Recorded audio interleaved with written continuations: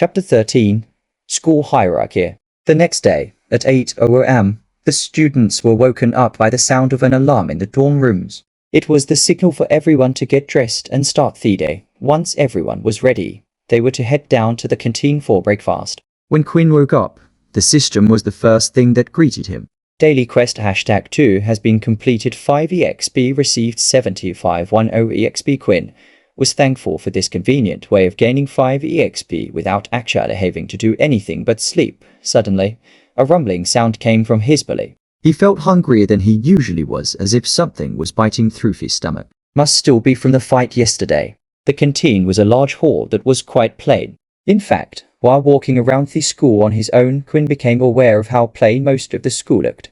Single white walls, no picture frames, just windows every now and again. It was the sleek, modern, clean look that the world had taken.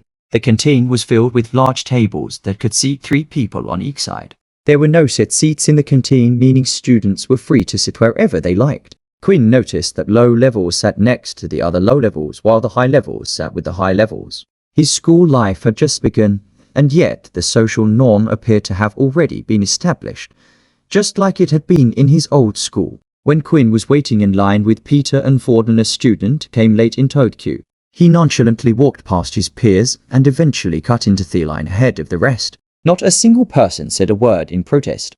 The reason for this was simple. The offender had a higher power level than them. Quinn hated these types of actions, but right now there was nothing he could do. Once the 3 of them got their food, they started looking for a place to eat. "Why don't we go over there?" Vorden pointed at an empty spot. "Are you sure, Vorden?" Peter asked. "That's a level 1 area. You don't have to sit with us if you don't want to, right, Quinn?" "Yeah, don't force yourself," Quinn replied. "Quit talking nonsense, you two. We're friends. I don't care about this stupid power level hierarchy going on."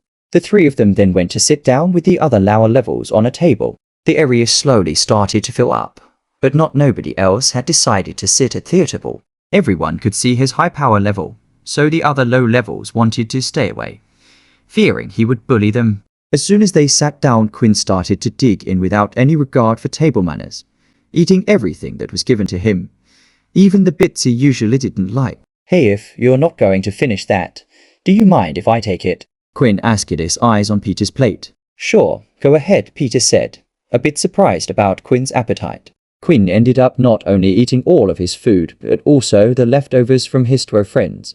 On top of that, Quinn had also grabbed 8 bottles of water, as he wanted to finish his other daily quest as soon as possible. The last time when he had been in the sun, he had sweated far more than usual, but thanks to the water he drank beforehand, he hadn't felt too dehydrated. If he were to go outside again, then this would be a big help to Quinn. For a skinny guy, you sure know how to gorge yourself.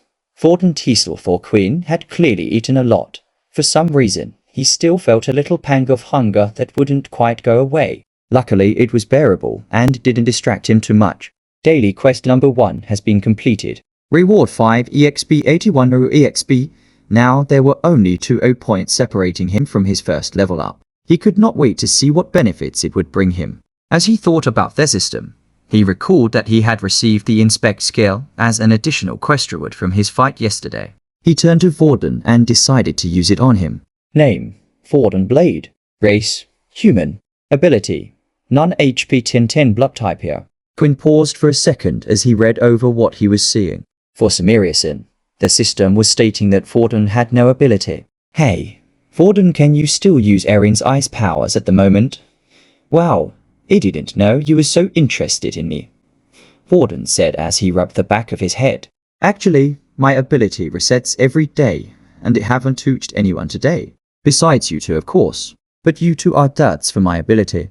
They continued to talk for a bit until another alarm notified them that breakfast was over and that class would start soon. On their way, Peter and Quinn spotted Kyle, who did not look at all as if he had been in a fight, much less lost it. "Do you think you'll tell the teacher what happened?"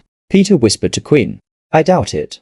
It should be too embarrassing for him to admit he was defeated by someone weaker than him. Plus, it would only make him a target if people find out," Quinn whispered back. Their teacher for the day was Dell, the same person who had shown them around the school. The students took their seats and, just like in the canteen, chose to sit close to those of the same power levels. All but Vorden, of course. Forden decided to sit at the back of the class with their level 1 second and to S, between Peter and Quinn.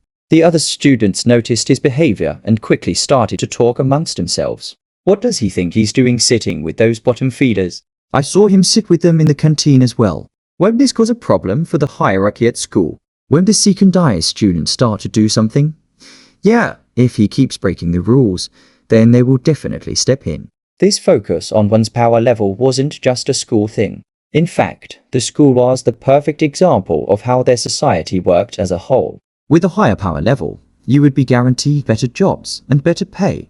The government would support you, while the rest would be forgotten. The ones at the top didn't really have a problem with this kind of system. People with lower power levels would do anything they asked them to do just to curry favor with them, hoping that one day they could increase their power level. Anyone who tried to upset this power system was usually quickly silenced. It was the primary reason the group known as Q existed in the first place. They wanted to fight against this system and re-establish dignity for our humans. Yet the government had branded them terrorists or coughed loudly to silence the gossiping students, so he could start his lecture. It was about the introduction of the school and the Great War. When we were about to lose the Great War against the Dalki, Del began, his voice rising to capture the rapturous moment, his eyes blazing. That was when they came forward. The originals. These humans had kept their ability for hundreds of years, only passing them down to their family members. He paused and looked around the class to make sure every student was paying attention before he continued. Thanks to them sharing their abilities with the rest of humanity, we were able to reverse the tide of war and beat back the Dalki. When we talk about an original today, we're either referring to the founders of that ability or a member of one of the groups who have refused to share their abilities with the rest of the world. Del then suddenly had a serious look on his face. We might live in a time of peace for the moment, but who knows when the war will start again. That is why you are here. Once the class had finished, it was time for the students to take a break. Forden, Quinn, and Peter headed outside to grab a snack. As soon as Quinn stepped outside, the dreaded message appeared. All stats have been halved. The three of them sat by a nearby bench, and Quinn once again felt weak. Here, are you all right? You look sick again, Forden asked. Dude, you're sweating like crazy. Yeah, I just get hot easily. Quinn let the three of them continue to talk about random things and the experiences they had at their previous schools until a group of 6 male students approached them. Each of them was wearing a black arm badge indicating that they were second-year students. Looks like the rumors were true. One of the second-year students said, "We have some business to discuss with the three of you. Do you mind coming with us?" Another added. His eyes dared the trio to refuse the invitation.